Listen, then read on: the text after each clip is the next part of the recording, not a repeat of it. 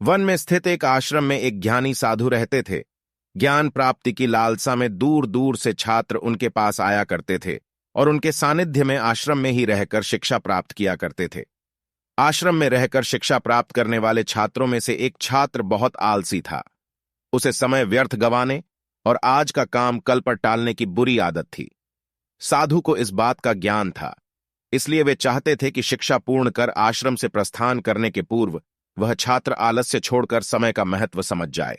इसी उद्देश्य से एक दिन संध्या काल में उन्होंने उस आलसी छात्र को अपने पास बुलाया और उसे एक पत्थर देते हुए कहा, पुत्र, यह कोई सामान्य पत्थर नहीं बल्कि पारस पत्थर है। लोहे की जिस भी वस्तु को यह छू ले वह सोना बन जाती है। मैं तुमसे बहुत प्रसन्न हूं, इसलिए 2 दिनों के लिए यह पारस पत्थर तुम्हें दे रहा हूं। इन 2 दिनों में मैं आश्रम में नहीं रहूंगा। मैं पड़ोस के गांव में रहने वाले अपने एक मित्र के घर जा रहा हूं। जब वापस आऊंगा तब तुमसे यह पारस पत्थर ले लूंगा। उसके पहले जितना चाहो उतना सोना बना लो। छात्र को पारस पत्थर देकर साधु अपने मित्र के गांव चले गए। इधर छात्र अपने हाथ में पारस पत्थर देख बड़ा प्रसन्न हुआ।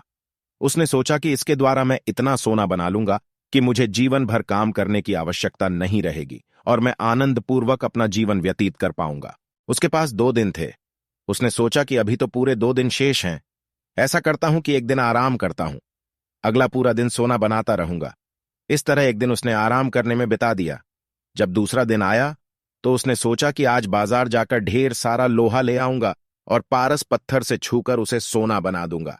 लेकिन इस काम में अधिक समय लगेगा नहीं, इसलिए पहले भरपेट भोजन करता हूं, फिर सोना बनाने में जुट जाऊंगा।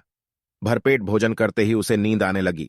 ऐसे में उसने सोचा कि अभी मेरे पास शाम तक का समय है, कुछ देर सो लेता हूं, जागने के बाद सोना बनाने का काम कर लूंगा। फिर क्या, वह गहरी नींद में सो गया। जब उसकी नींद खुली तो सूर्य अस्त हो चुका था और 2 दिन का समय पूरा हो चुका था। साधु आश्रम लौट आए थे और उसके सामने खड़े थे। साधु ने कहा, पुत्र, सूर्यास्त के साथ ही 2 दिन पूरे हो चुके हैं। तुम मुझे वह पारस पत्थर वापस कर दो। छात्र क्या करता? आलस के कारण उसने अमूल्य समय व्यर्थ गवा दिया था और साथ ही धन कमाने का एक सुअवसर भी। उसे अपनी गलती का एहसास हो चुका था और समय का महत्व भी समझ आ गया। वह पछताने लगा। उसने उसी क्षण निश्चय किया कि अब से वह कभी आलस नहीं करेगा। इस कहानी से हमें यह सीख मिलती है कि अगर आप अपने जीवन में उन्नति करना चाहते हैं तो आज का काम कल पर टालने की आदत छोड़ दें।